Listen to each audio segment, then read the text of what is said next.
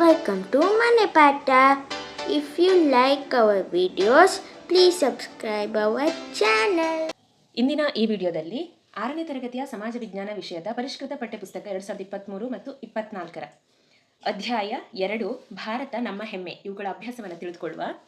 ಮೊದಲಿಗೆ ಖಾಲಿ ಬಿಟ್ಟ ಸ್ಥಳಗಳನ್ನು ಸೂಕ್ತ ಪದದಿಂದ ಭರ್ತಿ ಮಾಡಿ. ಗಣಿತಕ್ಕೆ ಭಾರತೀಯರ ಅನನ್ಯ ಕೊಡುಗೆ ಶೂನ್ಯದ ಪರಿಚಯ ಅಂದರೆ 0ಯನ್ನು ಕಂಡುಹಿಡಿದಿದ್ದು ಭಾರತೀಯರು ಆದ ಕಾರಣ ಭಾರತೀಯರ ಅನನ್ಯ ಕೊಡುಗೆ ಶೂನ್ಯದ ಪರಿಚಯ. ಎರಡನೇದು ಶಾಕುಂತಲ ಸಂಸ್ಕೃತ ಕೃತಿಯನ್ನು ಇಂಗ್ಲಿಷ್ಗೆ ಅನುವಾದಿಸಿದವರು ವಿಲಿಯಂ ಜಾನ್ಸ್ ರವರು. ಮೂರನೇದು ಕಾಂಬೋಡಿಯಾದ ಆಂಕೋರ್ ವಾಟ್ ಎಂಬಲ್ಲಿ ಭವ್ಯ ಹಿಂದೂ ದೇವಾಲಯವಿದೆ. ಸೆಕೆಂಡ್ ಮೇನಲ್ಲಿ ಕೆಳಗಿನ ಪ್ರಶ್ನೆಗಳಿಗೆ ಉತ್ತರಿಸಿರಿ. ಮೊದಲನೇದು ಪುರಾಣಗಳಲ್ಲಿ ಭಾರತವನ್ನು ಏನೆಂದು ಕರೆದಿದ್ದಾರೆ? ಪುರಾಣಗಳಲ್ಲಿ ಭಾರತವನ್ನು ಭರತಖಂಡ ಜಂಬೂದ್ವೀಪವೆಂದು ಕರೆದಿದ್ದಾರೆ. ಎರಡನೇದು ಗಣಿತ ಕ್ಷೇತ್ರಕ್ಕೆ ಭಾರತೀಯರ ಶ್ರೇಷ್ಠ ಕೊಡುಗೆ ಏನು? ಗಣಿತ ಕ್ಷೇತ್ರಕ್ಕೆ ಭಾರತೀಯರ ಶ್ರೇಷ್ಠ ಕೊಡುಗೆ ಎಂದರೆ ಅಂಕಿಗಳು, ದಶಮಾಂಶ, ಭಿನ್ನರಾಶಿ, ಬೀಜಗಣಿತ ಹಾಗೂ ಶೂನ್ಯವನ್ನ ಪರಿಚಯಿಸಿದ್ದು ಮುಖ್ಯವಾದವುಗಳಾಗಿವೆ. ಮೂರನೇದು ಆರ್ಯಭಟನ ಮಹತ್ವದ ಸಾಧನೆ ಯಾವುದು?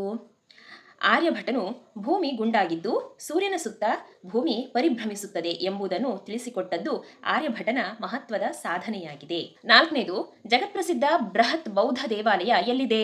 ಜಗತ್ಪ್ರಸಿದ್ಧ ಬೃಹತ್ ಬೌದ್ಧ ದೇವಾಲಯ ಜಾವಾದ ಬೋರ್ಬೋದೋರ್ ಎಂಬಲ್ಲಿದೆ.